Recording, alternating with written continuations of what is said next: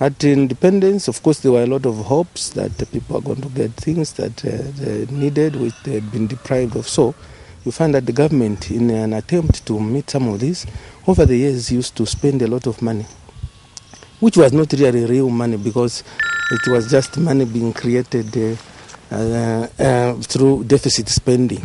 So we therefore had more money in circulation, but very few goods comparatively.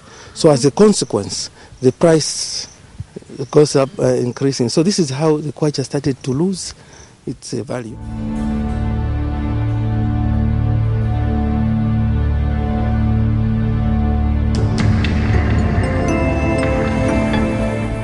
With just a few minutes away from the launch of the rebased currency, business has come to a standstill.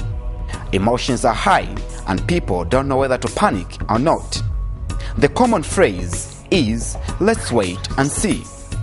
Effective 1st January 2013, the new kwacha will become legal tender on and accordingly will be accepted as a medium of exchange in Zambia. The central bank has since designated 1st January 2013 to 30th June 2013 as the transition period during which both the old and the rebased currencies will circulate simultaneously. At the end of the transition period, the simultaneous circulation of the currencies will cease and the old currency will not be accepted for ordinary transactions. Physically, people will be able to see the currency from that date, and up to June 30th, 2013, the old currency will also be circulating side by side. So it will be circulating for both purchases and also for depositing at commercial banks. Okay. Yeah, but after 30th of June 2013, the old currency will not be used for purchases. During this period, all amounts shown on receipts and points of sale machines will be expressed in the rebased currency utilizing the new currency code ZMW and not ZMK. Kwachangwe, new money, same value. The name derives from the Nyanja word for dawn, alluding to the Zambian nationalist slogan of a new dawn of freedom.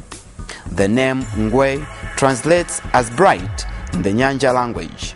In 1968, the kwacha, a decimal type currency, replaced the short-lived pound at a rate of 2 kwacha, 1 pound. During the Kenneth Kaunda regime, the value of the currency was fixed at a rate approximately 1.2 kwacha to $1. During the late 80s and early 90s, a severe economic crisis emerged stemming from poor government oversight and overspending.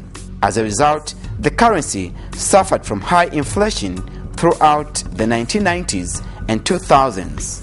By 2006, it took 4,800 kwacha to buy $1. If you are not producing a lot of things, you have to import and so forth. So a lot of factors eventually determine what the currency is going to be. But let me say that the value of the currency is dependent on the demand.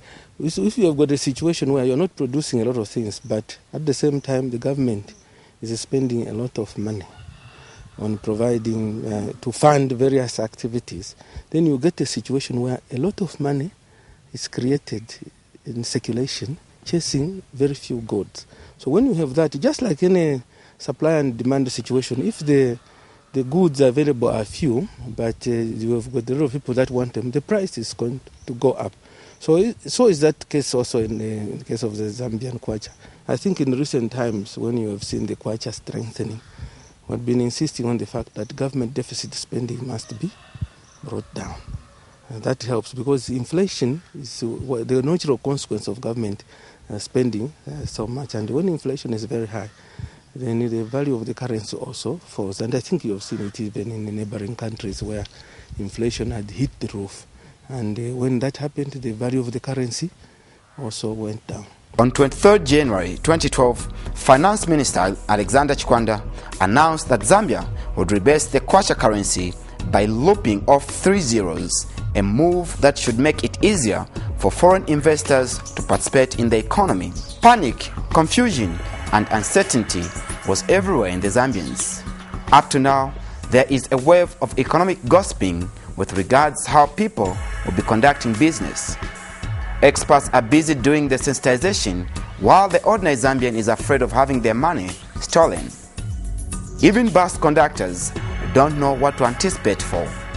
Small and medium enterprises, especially cross-border traders, have their own strategy.